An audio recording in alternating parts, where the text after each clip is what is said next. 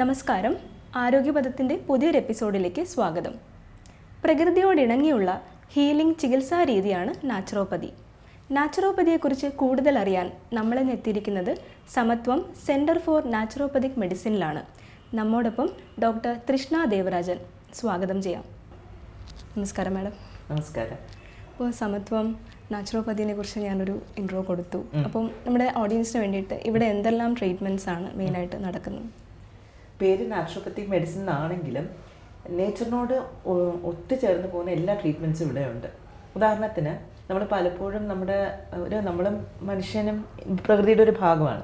അപ്പോൾ പ്രകൃതിയിൽ നമുക്ക് എക്സിസ്റ്റ് ചെയ്യാൻ വേണ്ട എന്തൊക്കെ കാര്യങ്ങളാണുള്ളത്, ഭക്ഷണമായിക്കോട്ടെ അല്ലെങ്കിൽ നമ്മുടെ ചിന്തകളായിക്കോട്ടെ, നമ്മുടെ ജീവിതശൈലി, ഇതെല്ലാം ഭയങ്കര ഇമ്പോർട്ടൻ്റ് ആണ്. അപ്പം സ്റ്റാർട്ടിങ് വിത്ത് നമ്മുടെ ന്യൂട്രീഷണൽ അസസ്മെൻറ്റ്. ഒരാൾ വരുമ്പോഴത്തേക്ക് നമ്മൾ ഡീറ്റെയിൽ ആയിട്ട് അവരുടെ ഹിസ്റ്ററി എടുക്കും. അവർക്ക് എന്തൊക്കെയാണ് പ്രശ്നങ്ങളെന്ന് അറിയാം. ചില ആൾക്കാർക്ക് ദഹന സംബന്ധമായ പ്രശ്നങ്ങളായിരിക്കാം, ചില ആൾക്കാർക്ക് ടെൻഷനായിരിക്കാം, ചിലവർക്ക് അവരുടെ ഹാബിറ്റ്സ് ശരിയല്ല, ചിലപ്പോൾ രാത്രി ഉറങ്ങത്തില്ല, അങ്ങനെയൊക്കെ ആയിരിക്കാം. അപ്പോൾ എന്താണ് അവരുടെ പ്രശ്നം എന്ന് അറിയാനായിട്ട് ഡീറ്റെയിൽ ആയിട്ടൊരു ഹിസ്റ്ററി എടുക്കും ആദ്യം തന്നെ. എന്നിട്ട് ട്രീറ്റ്മെൻറ്റ് നമ്മൾ ഡിസൈഡ് ചെയ്യുന്നത് ചിലപ്പോൾ ന്യൂട്രീഷണൽ സപ്ലിമെൻറ്റ്സ് കൊടുക്കാനായിട്ടായിരിക്കാം, അല്ലെങ്കിൽ അവരുടെ ഡയറ്റ് ഒന്ന് കറക്റ്റ് ചെയ്യാനായിട്ടായിരിക്കാം. പിന്നെ നമുക്ക് മെയിനായിട്ട് വേറൊരു ട്രീറ്റ്മെൻറ്റ് വരുന്നത് മെൻ്റൽ ഹെൽത്തിനെ. പലപ്പോഴും പല ട്രീറ്റ്മെൻറ്റ്സും ചെയ്യുന്ന ആൾക്കാർക്ക് ഒരു ലിമിറ്റേഷൻ വരുന്നത് മെൻ്റൽ ഹെൽത്ത് വരുന്ന സമയത്താണ്. കാരണം സാധാരണക്കാർക്ക് ഒരു മനോരോഗം ആണ് എന്ന് പറയുന്നതൊക്കെ ഒരു മോശമാണ്. അപ്പോൾ നമുക്കെല്ലാവർക്കും സ്ട്രെസ് ഉണ്ട് അല്ലേ? അപ്പോൾ സ്ട്രെസ്സിനെ അഡ്രസ്സ് ചെയ്യാനുള്ള കാര്യങ്ങൾ, സ്ട്രെസ് മാനേജ്മെൻറ്റ് ഭയങ്കര important part of the treatment ആണ്. പിന്നെ മൂന്നാമത്തെ ഒരു കാര്യം നമ്മൾ ചെയ്യുന്നതെന്ന് വെച്ചാൽ മെയിനായിട്ട് പെയിൻ മാനേജ്മെൻറ്റ്. നമുക്ക് തന്നെ അറിയാം, നമുക്ക് പെയിൻ പല പ്രശ്നങ്ങളൊക്കെ വരാറുണ്ട്. അപ്പോൾ അതിന് വേണ്ടിയിട്ട് കൂടുതൽ നമ്മൾ ക്ലിനിക്കൽ അക്യുപങ്ക്ചറാണ് യൂസ് ചെയ്യാറ്. പിന്നെ ഇതെല്ലാം ഉൾപ്പെടുത്തി നമ്മൾ മൈൻഡ്ഫുൾനെസ് എന്ന് പറഞ്ഞിട്ടൊരു കോൺസെപ്റ്റ് യൂസ് ചെയ്യുന്നുണ്ട്. മൈൻഡ്ഫുൾനെസ് എന്ന് പറഞ്ഞാൽ നമുക്ക് വെസ്റ്റേൺ കൺട്രീസിലൊക്കെ ഒരുപാട് റിസർച്ച് ചെയ്തൊരു കോൺസെപ്റ്റാണ്. അതായത് മെഡിറ്റേഷൻ, മൈൻഡ്ഫുൾനെസ്, ഇതെല്ലാം നമ്മൾ എങ്ങനെ ജീവിക്കുന്നു, നമ്മുടെ ചിന്തകൾ എങ്ങനെയായിരിക്കണം, നമ്മുടെ ഓരോ ആക്ടിവിറ്റി, കാരണം നമ്മളെല്ലാം കണക്റ്റഡ് ആണ്. അപ്പോൾ ഇതെല്ലാം സമഗ്രമായിട്ട് ഉൾക്കൊള്ളുന്ന ഒരു ട്രീറ്റ്മെൻറ്റ് പ്ലാനാണ് നമ്മൾ ചെയ്യാറ്. അപ്പോൾ അതിൽ യോഗയും വരും, മൈൻഡ്ഫുൾനെസ് ഉണ്ട്, ന്യൂട്രീഷനുണ്ട്, ഫങ്ഷണൽ ന്യൂട്രീഷനുണ്ട്, അക്യുപങ്ക്ചറുണ്ട്, കൗൺസിലിംഗ് ഉണ്ട്. ഇത്രയും കാര്യങ്ങളാണ് ശരിക്കും പറഞ്ഞാൽ നമ്മൾ ട്രീറ്റ്മെൻ്റ് ആയിട്ട് തന്നെ കൊടുക്കുന്നത്. ഓക്കെ. ഇപ്പോൾ മാം പറഞ്ഞല്ലോ, ഇപ്പം മനുഷ്യൻ പ്രകൃതി തന്നെയാണ് മനുഷ്യൻ. അപ്പം നമ്മുടെ നമ്മുടെ ഹാബിറ്റ്സ് ഇതെല്ലാം റിലേറ്റഡ് ആണ് ഹെൽത്തിന്. ഇപ്പോൾ ഗട്ട് ഹെൽത്തിൻ്റെ പ്രോബ്ലംസും ഒക്കെ ഒത്തിരി കൂടി വരുന്നുണ്ട്. അപ്പം എങ്ങനെയാണ് അതിൻ്റെ ഒരു തോത് കൂടുതലാണോ? ശരിക്കും പറഞ്ഞാൽ ഗട്ട് ഹെൽത്ത് മിക്കവർക്കും ഉണ്ട്, പക്ഷെ ആരും അറിയുന്നില്ല അവർക്ക് വയറിന് പ്രോബ്ലം ഉണ്ടെന്ന്. കാരണം എല്ലാ ദിവസവും എഴുന്നേൽക്കുമ്പോൾ ചില ആൾക്കാർക്ക് ടോയ്ലറ്റിൽ പോകാൻ ബുദ്ധിമുട്ടുണ്ട്, ചില ആൾക്കാർ പോകാറേ ഇല്ല, ചില ആൾക്കാർ മൾട്ടിപ്പിൾ ടൈംസ് പോകുന്നു, ചില ആൾക്കാർക്ക് ചില ഫുഡ് കഴിക്കുമ്പോഴത്തേക്ക് പുളിച്ചത് കിട്ടുന്നുണ്ട്. പക്ഷെ ഇതെല്ലാം ഒരു നോർമലൈസ് ചെയ്തിരിക്കുക സത്യം പറഞ്ഞാൽ എല്ലാവരും വിചാരിക്കുന്ന കുഴപ്പമില്ല, വല്ലപ്പോഴും അല്ലേ വരുന്നുള്ളൂ എന്നൊക്കെയാണ്. പക്ഷെ ഇതെല്ലാം ഒരു അണ്ടർലൈൻ പ്രോബ്ലത്തിൻ്റെ ഒരു സിംറ്റം മാത്രമാണ്, നമ്മൾ പ്രകടമാകുന്ന കാര്യം മാത്രമാണ്. അപ്പം ഗട്ട് ഹെൽത്ത് എന്ന് പറഞ്ഞാൽ ശരിക്കും പറഞ്ഞാൽ മെജോറിറ്റി ഓഫ് ദ പീപ്പിൾ ഇപ്പോൾ ശരിക്കും ഗട്ട് ഹെൽത്തിൻ്റെ പ്രോബ്ലംസ് ഉള്ളവരാണ്, പ്രത്യേകിച്ച് കേരളത്തിൽ. കാരണം എന്നിട്ട് നമ്മുടെ ഒരു ഫുഡ് ഹാബിറ്റ്സ് എന്നൊക്കെ പറയുമ്പോഴത്തേക്ക് കുറച്ച് നോൺ വെജ് യൂസ് ചെയ്യുന്നുണ്ട്, ഇപ്പോൾ കുറച്ച് സ്പൈസി ഫുഡുമാണ്. നോൺ വെജ് സ്വാഭാവികമാകുമ്പോൾ ഉപ്പും മുളകും ഒക്കെ ഇത്തിരി കൂടുതലായിരിക്കും അല്ലേ? പിന്നെ മാത്രമല്ല കോവിഡിന് ശേഷം പ്രത്യേകിച്ചും ആൾക്കാരുടെ ലൈഫ് സ്റ്റൈലൊക്കെ ഒന്ന് മാറിപ്പോയി. ലേറ്റ് നൈറ്റ് ആയിട്ടിരുന്ന് TV കാണലും ആ ചിട്ടയങ്ങ് മാറിപ്പോയി അല്ലേ? അപ്പം ഗട്ട് ഹെൽത്ത് ഇപ്പോൾ ഒത്തിരി പേർക്കുണ്ട്. ശരിക്കും പറഞ്ഞാൽ എനിക്കൊന്ന് നമ്മുടെ ഇവിടെ വരുന്ന ഒരു 70 to 80%, 70 മുതൽ 80% ആൾക്കാർക്ക് ഗട്ട് ഹെൽത്ത് പ്രോബ്ലംസ് ഉള്ളവരാണ്. പക്ഷേ വേറെ കാരണത്തിൽ വരുമ്പോഴായിരിക്കും നമ്മൾ ചിലപ്പം ഇങ്ങനെ ഒരു പ്രോബ്ലം ഉണ്ടെന്ന് നമ്മൾ ഹിസ്റ്ററി എടുക്കുമ്പോൾ നമ്മൾ മനസ്സിലാക്കുന്നത്. അതിൽ ചില കേസസ് ഭയങ്കര ഇൻട്രസ്റ്റിംഗ് കേസായിട്ട് നമുക്ക് തോന്നും. 20 വർഷമായിട്ട് വയറിൻ്റെ പ്രശ്നം കാരണം ചെയ്യാത്ത ട്രീറ്റ്മെൻറ്റ് ഇല്ല, കയറി നടക്കാത്ത ഹോസ്പിറ്റലുകളില്ല. എന്നിട്ട് ശരിക്കും 20 വർഷമൊക്കെ നമുക്കൊരു അസുഖം വരുമ്പോഴേ നമ്മൾ ഡിപ്രസ്ഡ് ആയി പോകും. കാരണം നമുക്ക് പിന്നെ ജീവിതത്തിൽ പ്രതീക്ഷയില്ല അല്ലേ? എന്നും ഹോസ്പിറ്റലിൽ പോക്കും കാര്യം.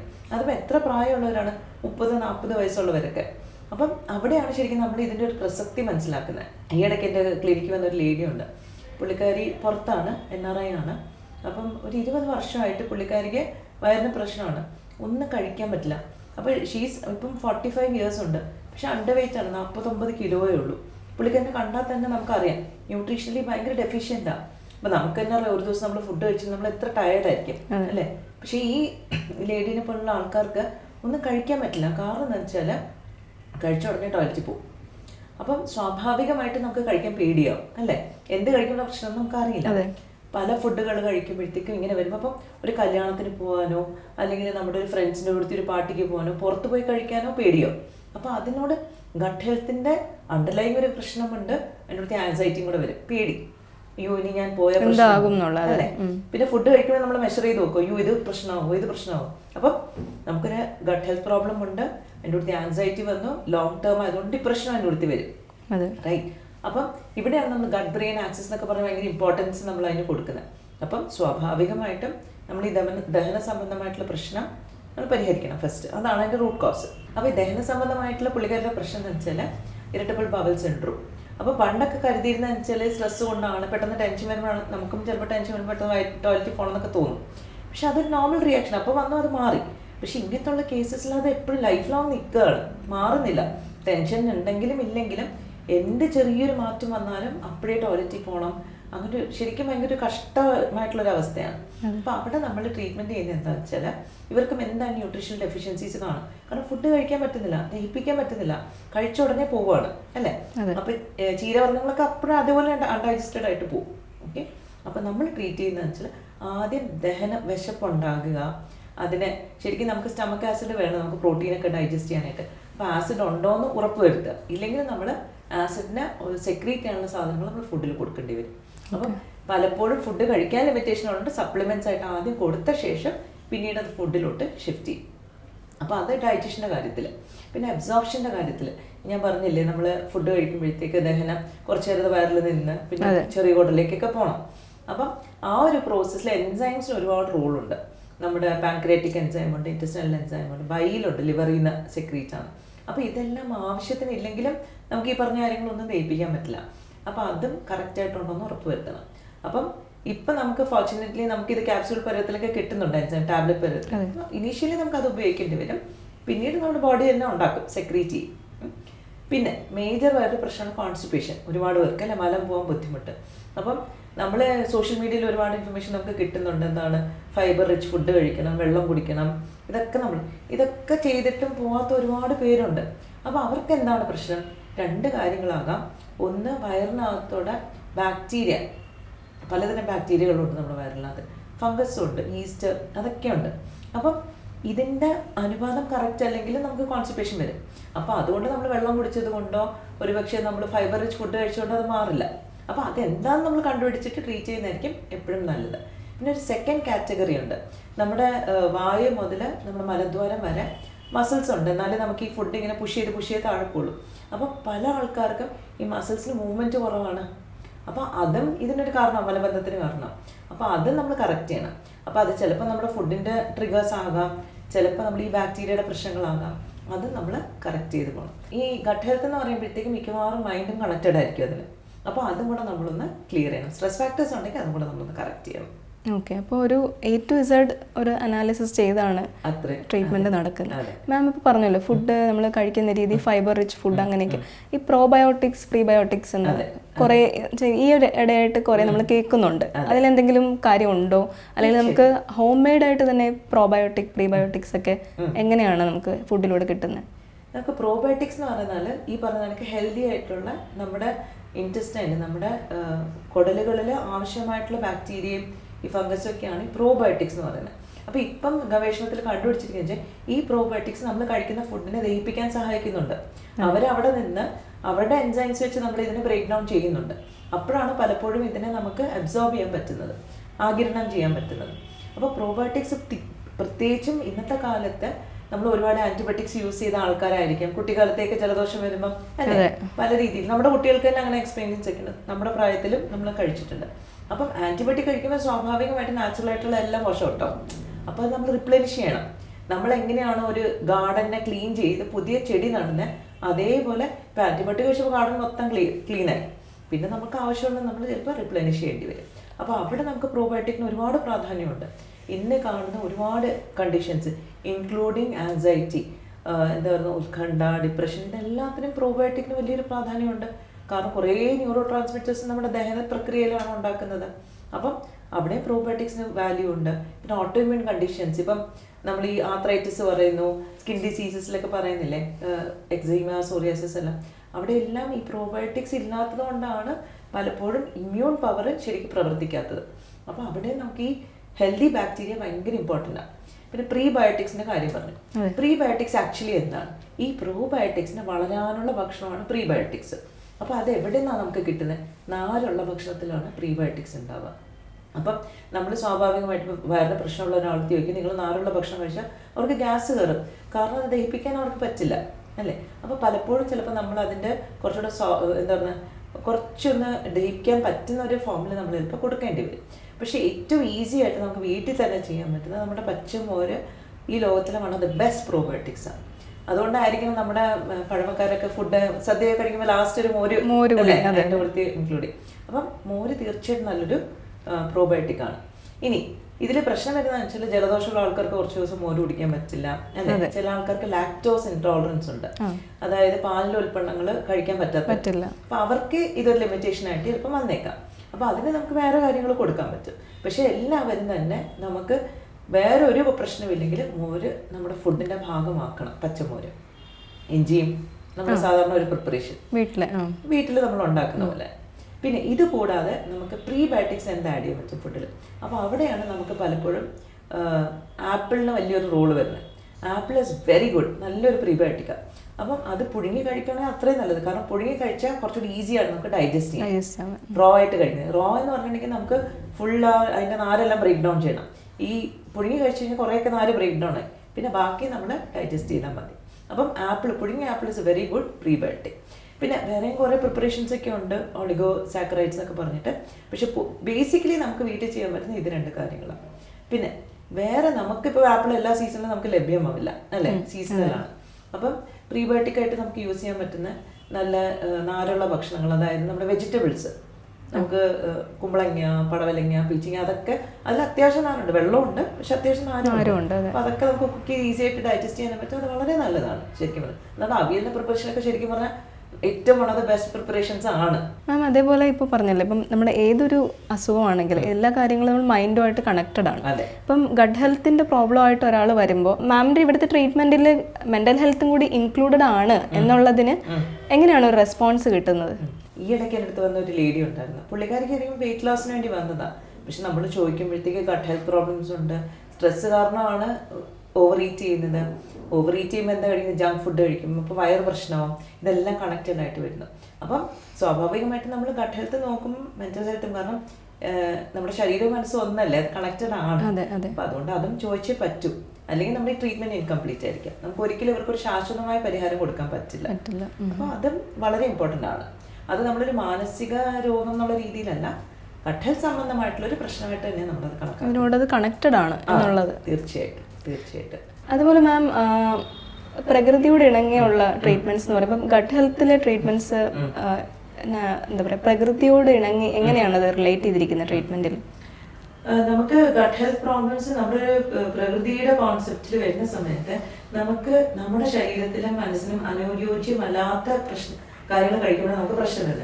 ഉദാഹരണത്തിന് നമ്മൾ കളർ ചേർത്തൊരു ഭക്ഷണം, നാച്ചുറൽ കളർ അല്ല, ആർട്ടിഫിഷ്യൽ കളർ ചെയ്തത് കെമിക്കലാണ്.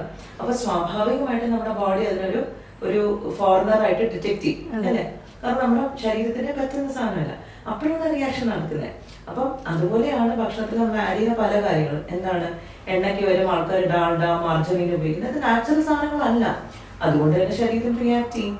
അപ്പൊ ശരീരത്തിന്റെ അല്ല ഇവിടെ പ്രശ്നം, നമ്മൾ കഴിച്ച ഭക്ഷണത്തിന്റെ കുഴപ്പമാണ്, മനസ്സിലായി. അപ്പം നമ്മൾ ചൂസ് ചെയ്യുമ്പോഴത്തേക്ക് ഏറ്റവും കൂടുതൽ പ്രകൃതിയിൽ നിന്ന് ഫ്രഷ് ആയിട്ട് കിട്ടുന്ന സാധനങ്ങൾ നമ്മൾ എടുക്കുക. അത് ഫ്രൂട്ട്സ് ആയിക്കോട്ടെ, വെജിറ്റബിൾസ് ആയിക്കോട്ടെ, ഈവൻ നമ്മളിപ്പം നോൺ വെജ് കഴിക്കുന്നവരാണ്, ചിക്കൻ ആണ്, മുട്ടയാണെങ്കിൽ പോലും കഴിയുന്ന നമ്മുടെ വീട്ടിൽ നിന്ന് കിട്ടുന്ന സാധനങ്ങളാണെങ്കിൽ ബെസ്റ്റ് ഓപ്ഷൻ. പക്ഷെ എല്ലാവർക്കും അത് പ്രാക്ടിക്കൽ അല്ല, അവർക്ക് ജോലിയൊക്കെ ഉള്ളവരാ. അപ്പം കഴിയുന്നതും നാച്ചുറൽ ആയിട്ടുള്ള സോഴ്സസ് കൊണ്ടുവരിക. പിന്നെ ട്രീറ്റ്മെന്റ് ഭാഗം വരുമ്പോഴത്തേക്കും പലപ്പോഴും നമ്മൾ നേരത്തെ കഴിച്ചതിന്റെ ഫുഡിന്റെ റെസിഡ്യൂ ഒക്കെ നമ്മുടെ ശരീരത്തിൽ കാണും, കെമിക്കൽസ്. അപ്പം നമ്മുടെ കാരണമാണ് ശരിക്കും നമ്മൾ എന്ത് കഴിച്ചാലും അതിനെ സ്റ്റോർ ചെയ്യണോ വേസ്റ്റിൽ കളയണോ എന്നൊക്കെ തീരുമാനിക്കുന്നത്. അപ്പൊ ആ ഒരു കോൺജുഗേഷൻ എന്ന് പറഞ്ഞൊരു പ്രോസസ് ഉണ്ട്. ലിവറിന്റെ ഡീടോക്സ് മെക്കാനിസം ആണ്.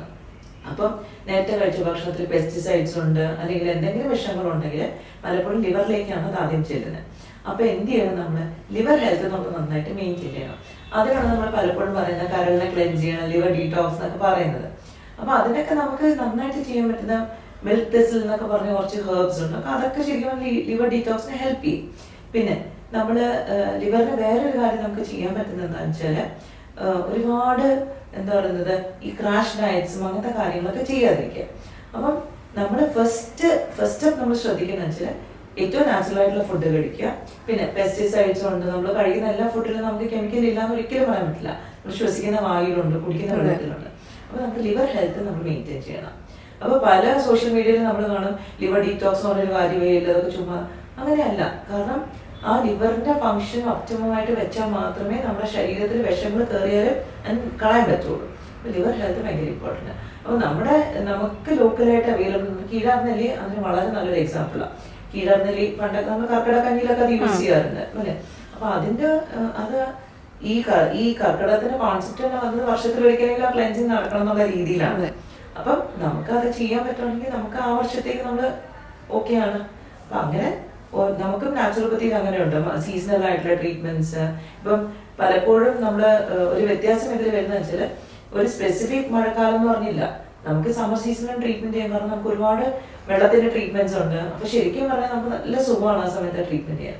അപ്പം ഒന്ന് നമ്മുടെ ഫുഡിന്റെ കാര്യം, നമുക്ക് ഫ്രഷ് നാച്ചുറൽ സോഴ്സസ്, പിന്നെ പെസ്റ്റിസൈഡ്സ് ഒക്കെ ഉണ്ടെങ്കിൽ അത് കഴിയുന്നത് ഒഴിവാക്കുക. പിന്നെ വേറൊരു കാര്യം നമ്മൾ ചെയ്യണമെന്ന് വെച്ചാൽ വെള്ളം ധാരാളം കുടിക്കുക. അപ്പൊ അത് നമുക്ക് ഈ ക്ലൻസിങ്ങിനെ ഹെൽപ്പ് ചെയ്യും, കിഡ്നി വഴിയൊക്കെ. പിന്നെ നമുക്ക് വെള്ളത്തിന്റെ ട്രീറ്റ്മെന്റ്സ് ഉണ്ട്. അപ്പൊ അത് നല്ലൊരു എക്സാമ്പിൾ ഞാൻ പറയാം. നമ്മുടെ സാധാരണ ഒരു തോർത്ത് നമ്മുടെ പൈപ്പിലെ വെള്ളം, ആ ടെമ്പറേച്ചറിലെ വെള്ളത്തിൽ മുക്കി പിഴിഞ്ഞ് വയറിൽ വെച്ചാൽ അത് നമ്മൾ ബ്ലഡ് സർക്കുലേഷനെ മോഡിഫൈ ചെയ്തിട്ട് നമുക്ക് ഈ ക്ലെൻസിങ് കുറച്ചുകൂടെ ബെറ്റർ ആയിട്ട് നടക്കാൻ ഹെൽപ്പ് ചെയ്യും. അപ്പൊ ഇത് എല്ലാവർക്കും വീട്ടിൽ ചെയ്യാൻ പറ്റുന്ന, നമ്മുടെ എല്ലാവരും വീട്ടിൽ തോർത്തുണ്ട്, വെള്ളമുണ്ട്, ഇത് നമുക്ക് എല്ലാവർക്കും ചെയ്യാം. അപ്പൊ ഇത് നമുക്ക് സിമ്പിൾ ആയിട്ട് ഡെയിലി ചെയ്ത് കഴിഞ്ഞാൽ നമുക്ക് ഈ ക്ലെൻസിങ് നമുക്ക് മെയിൻറ്റെയിൻ ചെയ്ത് കൊണ്ടുപോകാൻ സാധിക്കും.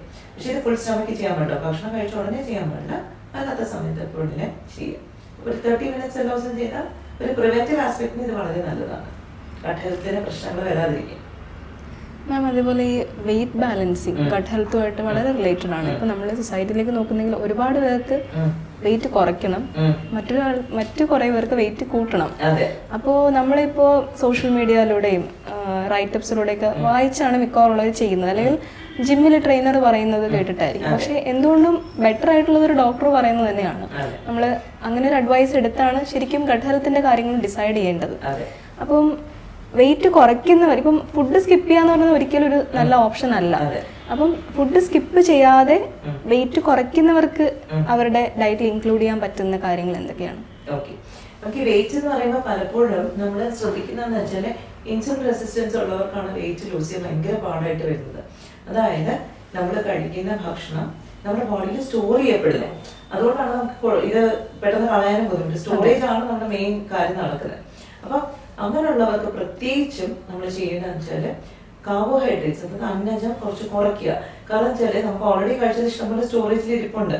അപ്പൊ അത് നമുക്ക് യൂസ് ചെയ്യണമെങ്കിൽ വീണ്ടും വീണ്ടും കൊടുത്തോണ്ടിരുന്നാൽ നമുക്ക് ഉപയോഗിക്കാൻ പറ്റില്ല. അപ്പൊ അന്നജം ഫുഡിൽ കുറയ്ക്കുക. അപ്പൊ ഏതാണ് നമ്മുടെ ചോറായിക്കോട്ടെ, ചപ്പാത്തി ആയിക്കോട്ടെ, മില്ലറ്റ്സ് ആയിക്കോട്ടെ, എല്ലാത്തിനകത്തും അന്നജമുണ്ട്. പക്ഷെ എന്താ വെച്ചാൽ ചോറാകുമ്പോൾ നമുക്ക് ക്വാണ്ടിറ്റി അറിയില്ല, നമ്മൾ തവിയെടുത്ത് ഇങ്ങനെ ഇട്ട് പോകും, ചപ്പാത്തിക്ക് നമുക്ക് ക്വാണ്ടിഫൈ ചെയ്യാൻ പറ്റുന്നുള്ളതേ ഉള്ളൂ. അപ്പൊ അന്നജം സ്കിപ്പ് ചെയ്യുക. വെയിറ്റ് ലൂസ് ചെയ്യേണ്ട ആൾക്കാർ ഒരു നേരം കഴിച്ചാൽ മതി അന്നജം. അത് മിക്കവാറും നമുക്ക് ഉച്ചയ്ക്ക് കഴിക്കുന്നതായിരിക്കും സൗകര്യം. അപ്പൊ രാവിലെ എന്ത് ചെയ്യും, നമ്മൾ എന്ത് കഴിക്കണം? അപ്പൊ രാവിലെ കുറച്ച് പ്രോട്ടീൻ റിച്ച് ആയിട്ടുള്ള ഫുഡ് കഴിക്കണം. അതായത് ഇപ്പൊ നോൺ വെജ് കഴിക്കുന്നവരാണ് ചിക്കൻ, മുട്ട, ഫിഷ്, ഇതൊക്കെ കഴിക്കാം. വെജിറ്റേറിയൻസ് ആണ് ഇവിടെ ഒരു പ്രശ്നം വരുന്നത്. കാരണം വെജിറ്റേറിയൻസ് എന്ത് സോസ് ഉപയോഗിക്കും. അപ്പൊ അവിടെ നമുക്ക് പയറുപരിപ്പൊക്കെ കഴിക്കാം. പക്ഷെ അവിടെ പലപ്പോഴും നമ്മൾ ശ്രദ്ധിക്കുന്ന ഗട്ട് ഹെൽത്ത് പ്രോബ്ലംസ് വെജിറ്റേറിയൻസിൽ കൂടുതലാണ്. കാരണം ഈ പയറുപരിപ്പിലെ ബ്രേക്ക് ഡൗൺ ചെയ്യാൻ കുറച്ചുകൂടെ എഫേർട്ട് എടുക്കും ശരീരത്തിന്. അപ്പൊ നമുക്ക് എൻസൈംസ് ശരിയല്ലെങ്കിൽ, അല്ലെങ്കിൽ ആസിഡ് ഇനഫ് ഇല്ലെങ്കിൽ അവർക്കാണ്. പല ആൾക്കാരും സാമ്പാർ കഴിക്കുമ്പോൾ ഗ്യാസ് കയറുന്നെന്ന് പറയാറില്ലേ, അത് ആ പരിപ്പിന്റെ പ്രശ്നം കൊണ്ടാണ്. അപ്പം അത് നമ്മൾ കറക്റ്റ് ചെയ്യണം. അപ്പൊ അത് കറക്റ്റ് ചെയ്താൽ തന്നെ നമുക്ക് പ്രോട്ടീൻ റിച്ച് ആയിട്ടുള്ള ഫുഡ് തന്നെ നമുക്ക് കഴിക്കാം. ഇപ്പൊ നേരത്തെ ജിമ്മിൽ പോകുന്ന കാര്യം പറഞ്ഞു. ഇപ്പൊ ഒരുപാട് പേര് പ്രോട്ടീൻ സപ്ലിമെന്റ്സ് എടുക്കുന്നവരാ. ഈ സപ്ലിമെന്റ്സിന് ശരിക്കും ആവശ്യമുണ്ടോ? എല്ലാവർക്കും ആവശ്യമില്ല. കാരണം എന്താ, നമുക്ക് ഫുഡിൽ നിന്ന് തന്നെ പ്രോട്ടീൻ കിട്ടുവാണെങ്കിൽ അത് മതി. പിന്നെ അതിന് അഡീഷണൽ ആയിട്ട് ഇപ്പം ജിമ്മിൽ എക്സ്ട്രാ വർക്ക്ഔട്ട് ചെയ്യുന്നുണ്ട്, അല്ലെങ്കിൽ ഞാൻ എന്താ ഒരു കോമ്പറ്റീഷന് പോകുന്നുണ്ട്, അങ്ങനെയുള്ള ഒരു പ്രോട്ടീൻ സപ്ലിമെന്റ്സ് എടുത്താൽ മതി. പിന്നെ തീരെ മാലനറിഷൻ ആയിട്ടുള്ളവർ, ചില ആൾക്കാർക്ക് തീരെയും ഇത് ഫുഡ് സോഴ്സസിൽ നിന്ന് എടുക്കാൻ പറ്റുന്നില്ല, അങ്ങനെയുള്ളവർക്ക് നമുക്കൊരു മെഡിക്കലി സൂപ്പർവൈസ്ഡ് ആയിട്ട്. കാരണം എന്താ, നമ്മൾ ഹൈ പ്രോട്ടീൻ കഴിക്കുമ്പോഴത്തേക്ക് അതിൻ്റെതായ പ്രശ്നങ്ങൾ ശരീരത്തിന് വരാൻ സാധ്യതയുണ്ട്. പിന്നെ എല്ലാ പൗഡേഴ്സും ചിലപ്പം എന്താണ് കെമിക്കൽ ഇല്ലാത്തതായിരിക്കില്ല, ചിലതിൽ ഹോർമോൺസ് ഉണ്ടാവും ബൾക്കപ്പ് ചെയ്യാനായിട്ട്. അപ്പൊ അതൊന്നും നമുക്ക് വേണ്ട. നാച്ചുറൽ ആയിട്ടുള്ള രീതിയിൽ മാക്സിമം നമുക്ക് എന്ത് കിട്ടുന്നു അത് പ്രകൃതിയിൽ നിന്ന് തന്നെ കിട്ടണം. അതേപോലെ ഇപ്പം ഓരോരോ സമയങ്ങളിൽ ചില ചില ഫുഡുകൾ ഭയങ്കര ട്രെൻഡായിട്ട് വരും. ഇപ്പം കൂടുതലായിട്ടും യോഗർട്ട്, അതേപോലെ തന്നെ പീനട്ട് ബട്ടർ. പക്ഷെ ഇതെല്ലാം പാക്ഡ് ആയിട്ട് മേടിക്കാൻ പറ്റുള്ളൂ, വീട്ടിൽ ഉണ്ടാക്കാം. പക്ഷെ എന്നാലും മിക്കവാറുള്ളവർ കടയിൽ നിന്നായിരിക്കും വാങ്ങിക്കുന്നത്. അപ്പം അതൊരു ഹെൽത്തി ഓപ്ഷൻ ആണോ യോഗർട്ടും പീനട്ട് ബട്ടറും ഒക്കെ വാങ്ങുക കഴിക്കുക എന്നുള്ളത്? നമുക്ക് ശരിക്കും പറഞ്ഞാൽ എന്തിനാണ് നമ്മൾ കടയിൽ നിന്ന്, കാരണം എപ്പോഴും നമ്മൾ ആലോചിക്കേണ്ടത് കടയിൽ നിന്ന് ഒരു പാക്കേജ് മെറ്റീരിയൽ ആണെങ്കിൽ അതിനകത്ത് പ്രിസർവേറ്റീവ് ഇല്ലാണ്ട് അവരെങ്ങനെ ചീത്തയാത്ത അവിടെ വെക്കും. നമുക്കറിയാം നമ്മുടെ വീട്ടിൽ തൈര് ഒഴിച്ച് വെച്ചാൽ നമ്മൾ സമയത്ത് കറക്റ്റ് ഫ്രിഡ്ജിൽ വെച്ചില്ലെങ്കിൽ പുളിക്കും അല്ലേ. അപ്പം ഇതിലെല്ലാത്തിനും എന്തെങ്കിലും ഒരു പ്രിസർവേറ്റീവ് ചേർക്കാതെ ഇവർക്ക് ഷെൽഫ് ലൈഫ് കൂട്ടാൻ പറ്റില്ല.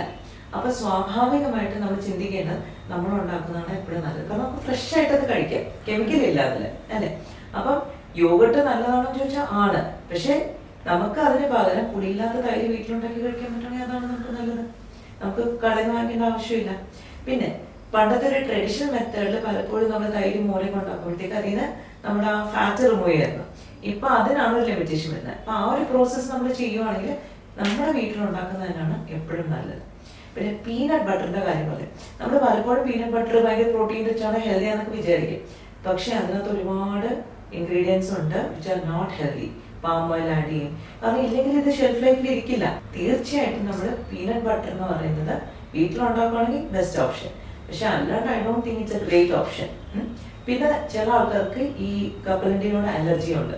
അപ്പൊ നമ്മളിത് കൂടുതൽ കഴിക്കുമ്പോഴത്തേക്ക് അത് നമുക്ക് ഗ്യാസും ബ്ലോട്ടിങ്ങും ഒക്കെ ഉണ്ടാക്കാനും സാധ്യതയുണ്ട്. അപ്പം കഴിയുന്നതും വീട്ടിലുണ്ടാക്കുക. പിന്നെ എല്ലാവർക്കും ഇത് പോസിബിൾ അല്ല. അപ്പം എന്താ, നമുക്ക് ഇപ്പൊ കുറെ ട്രെൻഡ് ഉണ്ട്, ഹോം ബേക്കേഴ്സ് ലേഡീസ് തന്നെ ഉണ്ടാക്കിയൊക്കെ. അപ്പൊ ഫ്രഷ് ലോട്ട്സ് ആയിട്ട് വാങ്ങിച്ച് കഴിക്കുകയാണെങ്കിൽ അതായിരിക്കും നല്ലത്. പിന്നെ അത്രയും നല്ല കമ്പനിയുടെ കമേഴ്ഷ്യൽ പ്രിപ്പറേഷൻ, അപ്പൊ അവർക്ക് ചിലപ്പം ചില ടെക്നോളജി ഉണ്ടാവും ഇതിനകത്ത് അധികം കെമിക്കൽ ആഡ് ചെയ്യാതെ ഇത് പ്രിസർവ് ചെയ്യാൻ. അപ്പൊ അങ്ങനെ ഉണ്ടെങ്കിൽ ദാറ്റ് വിൽ ബി ബെറ്റർ. പക്ഷെ അതൊക്കെ ഭയങ്കര എക്സ്പെൻസീവ് ആയിരിക്കും, ചിലപ്പോൾ എല്ലാവർക്കും അഫോർഡ് ചെയ്യാൻ പറ്റില്ല. അപ്പൊ ഈ പീനട്ട് ബട്ടറിനൊക്കെ പകരം നമുക്ക് വേണമെങ്കിൽ പയറ് പുഴുങ്ങി കഴിച്ചാൽ മതി. കടലയില്ലേ നമ്മുടെ ചെനയൊക്കെ പുഴുങ്ങി ഹമ്മസ് ഒക്കെ പോലെയൊക്കെ ഉണ്ടാക്കി കഴിച്ചാൽ മതി. അത് നമുക്ക് അത്ര പ്രോട്ടീൻ കിട്ടുന്നുണ്ട്. ഡെഫിനറ്റ്ലി അതല്ലേ കുറച്ചുകൂടെ നല്ലത് അല്ലേ. അതെ. അതേപോലെ മാം ഈ ഒരു യോഗർട്ട് പീനട്ട് ബട്ടർ പറഞ്ഞു, ഇതേപോലെ നമ്മൾ കണ്ടുവരുന്ന ഒരു സാധനമാണ് ഓവർനൈറ്റ് ഓട്സ്. നമ്മൾ അതിന്റെ കുറെ പ്രിപ്പറേഷൻസ് ഒക്കെ ഇങ്ങനെ കാണാറുണ്ട്. അപ്പൊ കുട്ടികൾക്കാണെങ്കിലും അവർക്കത് ഇഷ്ടവുമാണ്, ഒരുപാട് പേര് ഓപ്റ്റ് ചെയ്യുന്നുണ്ട്.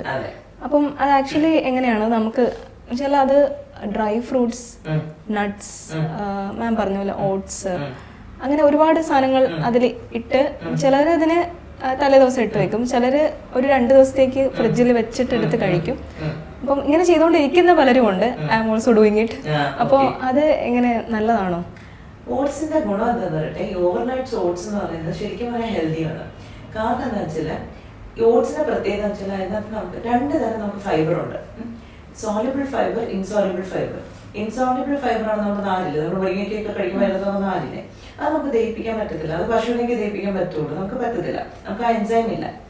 അപ്പൊ അത് അതേപോലെ നമുക്ക് പോകും. പക്ഷേ സോളിബിൾ ഫൈബർ എന്ന് പറഞ്ഞാൽ അതൊക്കെ ഓട്സിനകത്ത് വളരെ റിച്ച് ആണ്. ഈ സോളിബിൾ ഫൈബറും ശരിക്കും പറഞ്ഞ ഒരു പ്രീബയോട്ടിക് ആണ്.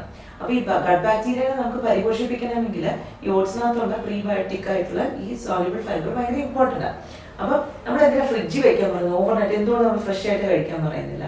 കാരണം ഫ്രിഡ്ജിൽ വെച്ച് കഴിയുമ്പോഴത്തേക്ക് ഇതിനകത്തുള്ള അന്നജം റെസിസ്റ്റൻസ് സ്റ്റാർച്ച് ആയിട്ട് മാറും. അപ്പൊ റെസിസ്റ്റൻസ് സ്റ്റാർച്ച് എന്ന് പറഞ്ഞാൽ ഇത് നമ്മുടെ ബോഡി അബ്സോർബ് ചെയ്യാത്തത്. അപ്പൊ അതിനകത്ത് കാർബോഹൈഡ്രേറ്റ് അബ്സോർപ്ഷൻ നമുക്ക് കുറവാണ്. പക്ഷെ എങ്കിൽ നമ്മുടെ ബാക്ടീരിയക്കുള്ള ഫുഡ് അതിന് കിട്ടും. അപ്പം നമ്മൾ വണ്ണം വെക്കുകയെന്ന് വെച്ചാൽ അധികം വണ്ണം വെക്കുകയില്ല, എങ്കിൽ നമുക്ക് ബാക്ടീരിയൽ ഗ്രോത്ത് എൻഹാൻസും ചെയ്യാൻ പറ്റും, നമ്മുടെ വയറെന്ന് പറയും. അപ്പം overnight oats is A very good option. പക്ഷെ അതിൽ ചെയ്യേണ്ട ഒരു കാര്യം, ഇപ്പൊ നമ്മൾ വെയിറ്റ് ലോസ് ആണ് പ്ലാൻ ചെയ്തെങ്കിൽ ഡ്രൈ ഫ്രൂട്ട്സ് ഇട്ടാൽ പറ്റില്ല, നമ്മൾ വെയിറ്റ് ലൂസ് ചെയ്യാൻ പറ്റില്ല. അപ്പം ഡ്രൈ ഫ്രൂട്ട്സ് വേണ്ട, ഞാൻ പറഞ്ഞ ആപ്പിളോ അല്ലെങ്കിൽ സ്ട്രോബെറി അങ്ങനത്തെ സാധനങ്ങളൊക്കെ ഉപയോഗിക്കാം. ഇനി കുട്ടികൾക്ക് കൊടുക്കുന്നെങ്കിൽ യു ക്യാൻ പുട്ട് ഡ്രൈ ഫ്രൂട്ട്സും കുറച്ചുകൂടി ന്യൂട്രീഷ്യസ് ആയിട്ട് കൊടുക്കാം. പിന്നെ ഇപ്പൊ നമുക്ക് പ്രോട്ടീൻ റിച്ച് ആക്കണമെങ്കിൽ അതിനകത്ത് പ്രോട്ടീൻ പൗഡറോ അങ്ങനത്തെ എന്തെങ്കിലും അതിനകത്ത് ആഡ് ചെയ്യാം. ഞാൻ ദുബായിലൊക്കെ വർക്ക് ചെയ്യുന്ന സമയത്ത് നമ്മൾ ബ്രേക്ക്ഫാസ്റ്റിന് ഓവർനൈറ്റ് ഓട്സ് ഉണ്ടാക്കിയിട്ട് അതിനകത്ത് നമ്മൾ തൈര് മിക്സ് ചെയ്ത് കഴിക്കും ബ്രേക്ക്ഫാസ്റ്റിന്. So that is also good. കാരണം അതിനകത്ത് പ്രോബയോട്ടിക്കും ഉണ്ട്, പ്രീബയോട്ടിക്കും ഉണ്ട്, നല്ല കോമ്പിനേഷൻ. അപ്പൊ അങ്ങനെ നമുക്ക് ചെയ്യാം. അപ്പൊ അത് മോഡിഫൈ ചെയ്ത് നമുക്ക് യൂസ് ചെയ്യാം. പക്ഷേ it is really good, it is really really good. കാരണം ഇപ്പൊ റിസർച്ച് അതൊക്കെ ഒത്തിരി കണ്ടുപിടിച്ചു വന്ന കാര്യങ്ങളാണ്. അതെ അതെ. അതുപോലെ മാം ഇപ്പം നാച്ചുറോപ്പത്തിക് മെഡിസിൻ എന്ന് പറയുമ്പോൾ ഒരു ക്യൂരിയോസിറ്റി അങ്ങനെ ചോദിക്കുന്നതാണ്, ടാബ്ലറ്റ്സ് ആണോ അതോ എന്താണ് ആ മെഡിസിൻ എങ്ങനെയാണ് എന്തൊക്കെയാണ് ഇതിൽ മെഡിസിൻസ് വരുന്നത്? നമ്മൾ നാച്ചുറോപ്പത്തിക് മെഡിസിൻ എന്ന് പറയുമ്പോഴും നമ്മൾ ഇതിൽ ഏറ്റവും അന്തസത്ത ഇതിന്റെ ഒരു പ്രിൻസിപ്പിൾ എന്ന് പറഞ്ഞാൽ നേച്ചർ ഹീൽസ് എന്നാണ്. അപ്പൊ നേച്ചറിനെ ഹീൽ ചെയ്യാൻ നമ്മൾ എന്തൊക്കെ സഹായിക്കണം അതൊക്കെയാണ് നമ്മൾ ട്രീറ്റ്മെന്റ്സ് ഇതിൽ ഉൾപ്പെടുത്തുന്നത്. അപ്പൊ ഇതിൽ പഞ്ചമഹാഭൂതങ്ങളാണ് നമ്മുടെ ട്രീറ്റ്മെന്റ്സ്. അപ്പൊ ആ ഒരു കോൺസെപ്റ്റിൽ നമ്മൾ വിചാരിക്കും അപ്പം ടാബ്ലറ്റ് എങ്ങനെയാ, സപ്ലിമെന്റ്സ് യൂസ് ചെയ്യുമോ എന്നൊക്കെ നമ്മൾ വിചാരിക്കും സ്വാഭാവികമായിട്ട്. നമുക്കിപ്പം എല്ലാ ദിവസവും എഴുന്നേറ്റ് പച്ചില പറിച്ച് ചതച്ച് അതിന്റെ ജ്യൂസ് ഒന്നും എടുക്കാൻ പറ്റില്ല, അപ്പൊ അവൈലബിൾ അല്ല, കാരണം നമുക്ക് അതിന് സമയമില്ല. അപ്പൊ അങ്ങനെ ഒരു സാഹചര്യത്തിലാണ് പലപ്പോഴും ഇതിന്റെ എക്സ്ട്രാക്ട്സ് നമുക്കൊരു ടാബ്ലറ്റ് പരുവത്തിൽ ഡ്രൈഡ് ഫോം ആയിട്ടൊക്കെ കൊടുക്കേണ്ടി വരുന്നത്. ഇല്ല, നമുക്ക് അങ്ങനെ എടുക്കാൻ പറ്റുമെങ്കിൽ that is the best option. പക്ഷെ ഇന്നത്തെ നമ്മൾ ഫാസ്റ്റ് ലൈഫ് സ്റ്റൈലില് അത് പോസിബിൾ അല്ല. അപ്പൊ അവിടെയാണ് നമുക്കൊരു ഈ ടാബ്ലറ്റ്സിന് സപ്ലിമെന്റ്സിന് റിക്വയർമെന്റ് വരുന്നത്. പിന്നെ നമ്മൾ എല്ലാവരും പ്രകൃതിയോട് ഇണങ്ങിച്ചേർന്നാണോ ജീവിക്കുന്നത്? നമുക്ക് നമ്മുടെ നേച്ചറുണ്ട് അല്ലെ, നമ്മുടെ ദഹന പ്രക്രിയയുണ്ട്, നമ്മുടെ ചിന്താഗതിയുണ്ട്. അപ്പൊ നമുക്ക് എല്ലാ ദിവസവും സ്ട്രെസ്സേഴ്സ് വരുന്നില്ലേ പുറത്തുനിന്ന് അല്ലെ, നമുക്ക് ഇഷ്ടപ്പെടാത്ത പല കാര്യങ്ങളും നടക്കുന്നുണ്ട്. അപ്പൊ അവിടെയൊക്കെ നമുക്ക് 100% ചിലപ്പോൾ നാച്ചുറൽ ആയിട്ട് ജീവിക്കാനായിട്ടുള്ള ലിമിറ്റേഷൻസ് വരും. അപ്പൊ അവിടെയാണ് നമുക്ക് പലപ്പോഴും ഇങ്ങനത്തെ കുറച്ച് ഹെൽപ്പ് വേണ്ടി വരുന്നത്. പക്ഷെ ബേസിക് ആയിട്ട് നമ്മുടെ ശരീരത്തിൽ പഞ്ചമഹാഭൂതങ്ങളെ ബാലൻസ് ചെയ്യുക. അപ്പൊ അതിന് എന്തൊക്കെയാ വേണ്ടത്? നാച്ചുറൽ ആയിട്ട് എല്ലാ ദിവസവും വെയിൽ കൊള്ളുക. ബിക്കോസ് സൺലൈറ്റ് ആണ് ഏറ്റവും നല്ല സോഴ്സ് ഓഫ് എനർജി. നമുക്ക് വൈറ്റമിൻ ഡി സിന്തസിസ് ഇപ്പൊ നമുക്ക് അറിയാം അല്ലെ. പിന്നെ UV റേസ് ഉണ്ട്, അപ്പൊ അത് നമ്മളെ അണുക്കളെ നശിപ്പിക്കാൻ വളരെ നല്ലതാണ് അല്ലെ. ഇൻഫ്രാറെഡ് റേസ് പെയിന് വളരെ നല്ലതാണ്, നമ്മൾ ട്രീറ്റ്മെന്റ് ഉപയോഗിക്കാറുണ്ട്. അപ്പം സൂര്യപ്രകാശം നമുക്ക് ഇതെല്ലാം തരുന്നുണ്ട്. അപ്പം കുറച്ചു നേരം വെയിൽ കൊള്ളാൻ പറ്റുന്ന best option. Second thing, food ശരിക്കും പറഞ്ഞാൽ നമുക്ക് എല്ലാ ജീവജാലങ്ങൾക്കും വേണ്ടതാണ്. അപ്പൊ നമുക്ക് ഉതകുന്ന ഫുഡ് കഴിക്കണമെങ്കിൽ that is also part of the treatment. മൂന്നാമത്, നമ്മൾ പലപ്പോഴും ചിന്തിക്കാത്തൊരു കാര്യമാണ് നമ്മുടെ ചിന്തകൾ അല്ലെ. നമ്മളെല്ലാവരും ഈ സ്ക്രോൾ ചെയ്യുന്ന സമയത്ത് എന്താവിടെ കാണുന്നോ അത് നമ്മൾ അബ്സോർബ് ചെയ്യും.